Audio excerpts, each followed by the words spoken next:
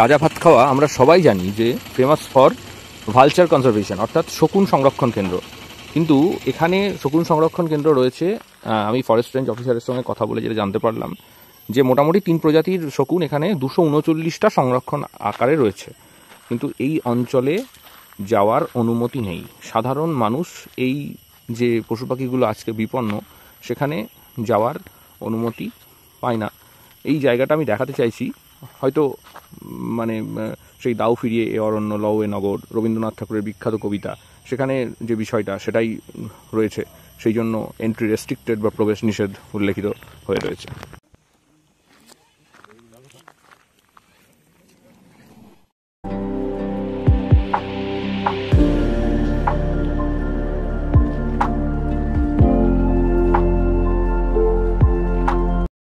এই মুহূর্তে আমরা রাজা ভাতখাওয়া সংগ্রহশালার একদম সামনে দাঁড়িয়ে এই যে দেখানোর চেষ্টা করছি।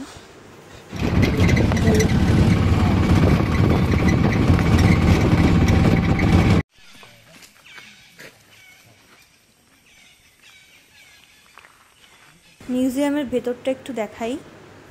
এই যে বিভিন্ন পশু আর পাখি সব সংগ্রহ করে রাখা হয়েছে, প্রত্যেকটি প্রায় বিরল বললেই চলে। এটা আসল কি? হ্যাঁ হ্যাঁ, লোম বোঝা যাচ্ছে। প্রথম দেখাতে তো বুঝতেই পারছি না। ফরমালিন জাতীয় কিছু একটাতে ডোবানো রয়েছে মনে হচ্ছে। আর এই যে পাথর বাঁধা যাতে ভেসে না ওঠে ওপর দিকে। বাচ্চা বাচ্চা হাতি। আর এই যে এই দিকে রাখা রয়েছে বিভিন্ন পশুর চামড়া, রয়্যাল বেঙ্গল টাইগার, লেপার্ড। আর এই যে সব থেকে মানে অবাক লাগছে এবং খারাপও লাগছে, বিভিন্ন প্রাণীর ভ্রূণ। এই যে হাতির ভ্রূণ, লেপার্ডের ভ্রূণ, গৌর ভ্রূণ, এরা হয়তো প্রিম্যাচিওর ছিল সবাই। Flying squirrel.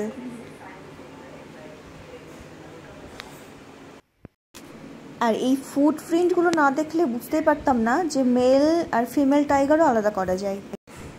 প্রথমে এগুলোকে দেখে ভেবেছিলাম সাজানোর জন্য, মানে আমরা তো তাই জানি এগুলো বাড়িতে এনে সাজাই।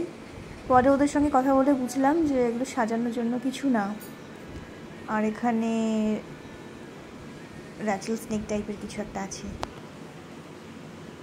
সরীসৃপ প্রাণী সব কিছু রাখা আছে এখানে। এছাড়াও জলজ বিভিন্ন প্রাণী, কিছু উদ্ভিদের অংশ, স্নেক এগস, টাইগার আইবল ইত্যাদি।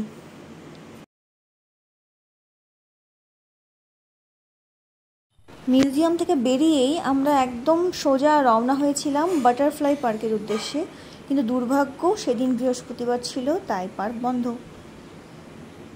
এই যে ব্রিজটা দেখতে পাওয়া যাচ্ছে, এই ব্রিজটার নাম ডিমা ব্রিজ।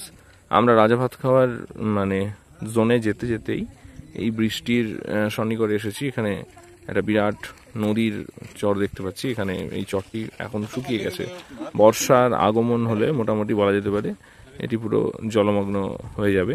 হ্যাঁ, আমরা একটু নিচে যাওয়ার চেষ্টা করি। এখন সেডিমেন্ট পড়ে রয়েছে, সম্পূর্ণটাই বালুকাময় অংশ। সাধারণত উত্তরবঙ্গের সব নদীগুলোরই এইরকম অবস্থা হয়ে থাকে খরার মরশুমে। তিস্তা, তোর্ষা, মহানন্দা, মূর্তি, রায়ডাক, জয়ন্তী সব নদীগুলোরই একই অবস্থা হয়ে থাকে। আমরা যে রিসর্টে আছি সেই রিসর্টের পাশে জয়ন্তী নদী, ঠিক তারও অবস্থা এইরকমই করুণ। কিন্তু এখন করুণ অবস্থা হলে কি হবে? আর কিছুদিন পরেই জুন মাসের শেষাংশ থেকে দক্ষিণ পশ্চিম মৌসুমী বায়ু যখন এখানে প্রবেশ করবে, তখন কিন্তু একদম দামাল দস্যি ছেলের মতো এই নদীগুলি বয়ে চলবে। অসাধারণ প্রাকৃতিক সৌন্দর্য, পেছনে সূর্য দেখতে পাচ্ছি।